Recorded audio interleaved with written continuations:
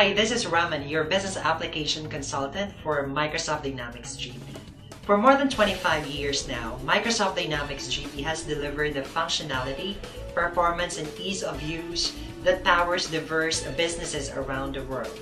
From financial management to supply chain management, down to project accounting, Microsoft Dynamics GP brings people and systems together to help you run your business more efficiently.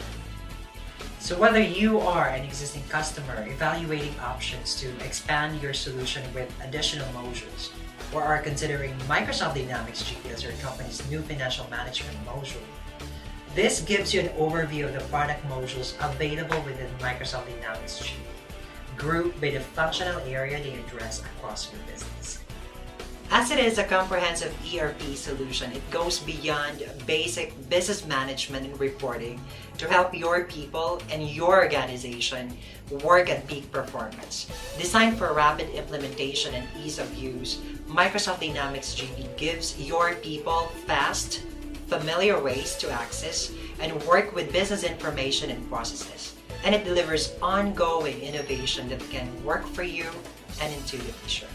Now let me walk you through some vital functionalities of Microsoft Dynamics GP. The new release of Microsoft Dynamics GP, which is officially called Microsoft Dynamics GP 12, is a business solution designed to transform how you and your team work, increase efficiency, and ultimately help drive the bottom line impact that will turn your business vision into reality, all with the flexibility to implement at the pace that's right for you. Deploy it on premises, in the cloud, or in a hybrid solution tailored to your situation. So it's your choice. Now, before I walk you through a short demo of our GP module, let me first walk you through the system manager. Microsoft Dynamics GP modules integrate automatically when they are installed and registered. In an integrated system, the boundaries between modules are erased.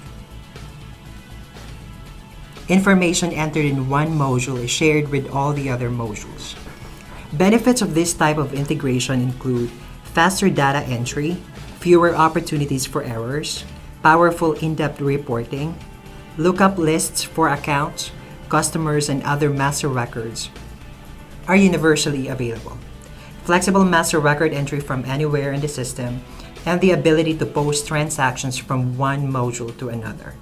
System Manager is the backbone of the system and does not store financial data. General Ledger acts as the central collection point for all accounting information and provides comprehensive reporting of a business's financial activity. Other modules typically filter information to General Ledger in the form of debits and credits to accounts. Now I will walk you through the purchase order processing module, an important component of the Microsoft Dynamics GP distribution management system. This helps you manage critical business activities centered on the following: issuing and managing purchase orders, receiving shipments and invoices for purchase orders, tracking the receipt of goods and services, providing critical inventory and payables data for your company. When posting a PO receipt, Microsoft Dynamics GP does the following: it automatically updates inventory records, generates a voucher entry, and updates vendor balances and payables management. Assume the company is a distributor of scanner, and we receive an order from a client for 60 units of scanner. Upon checking the inventory, we only have 50 units available in the warehouse. So we go to Inventory module, Quantity Sites, and scan 100 F. There. So we only have 50 on-hand quantity.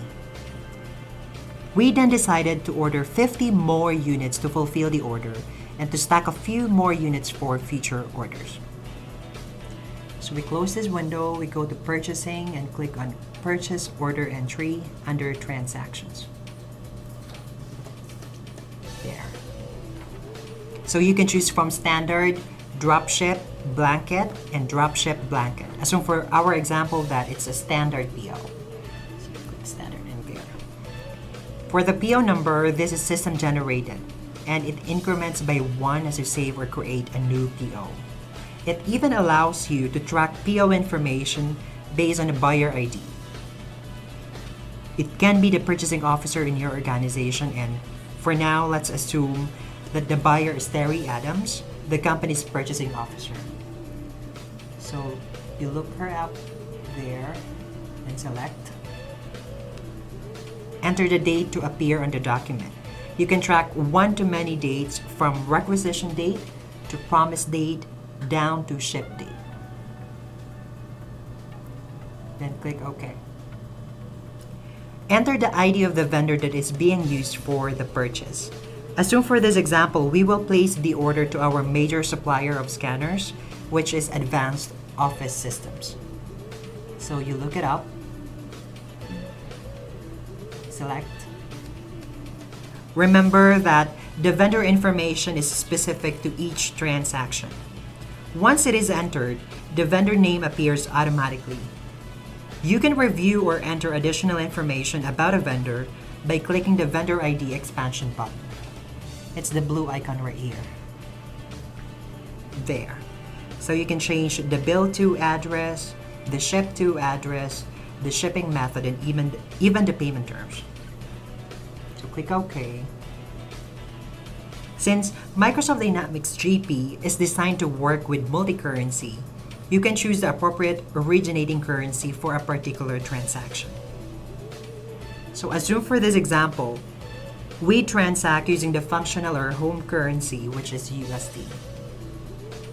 So select US dollars. There. Now it's time for us to fill out the line item information. So in this field, we'll look the item up. You see the lookup button right here, and just type in scanner, tab it off, and hit select. Item information defaults like the unit of measure, description, and the unit cost. These can still be changed if necessary. Assume that these are all correct.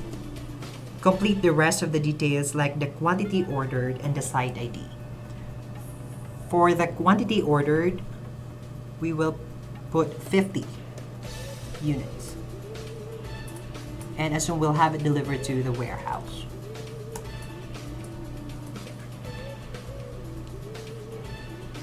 If prepayment or down payment is required of a vendor, you may indicate that here on the prepayment field.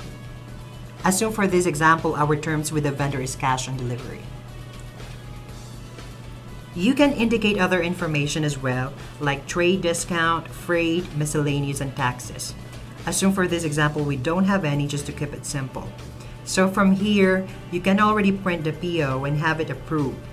You may send it out to supplier either through a courier or through email, since Microsoft Dynamics GP has an integration with Outlook. And that's maybe one advantage of GP over the rest, since it is a Microsoft product. Interoperability with the other Microsoft product is given. So we saved.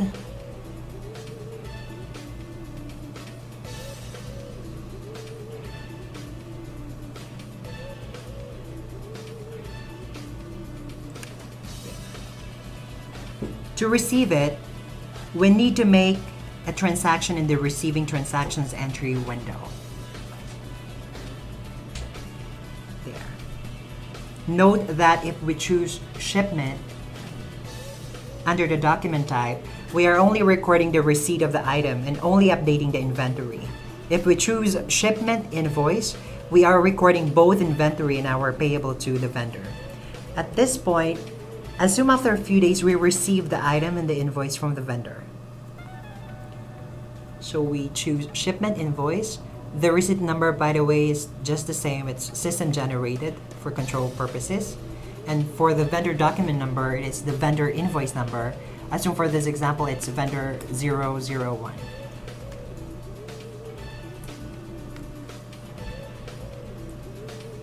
And choose the vendor, which is Advanced Office System. 。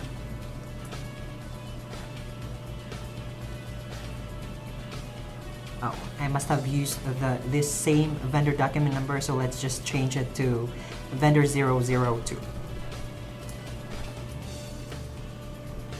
Okay, so once you chose the vendor, some of the information populates already, like the vendor name, the currency ID, etc.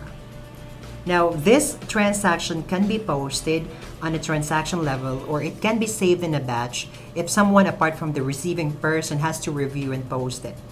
Assume for now that we are allowed to do transaction posting. But to easily receive the item, you can click on the auto receive button. You can see right here. And all of the pending POs from a particular vendor will be shown. For this example, we only have one PO pending receipt.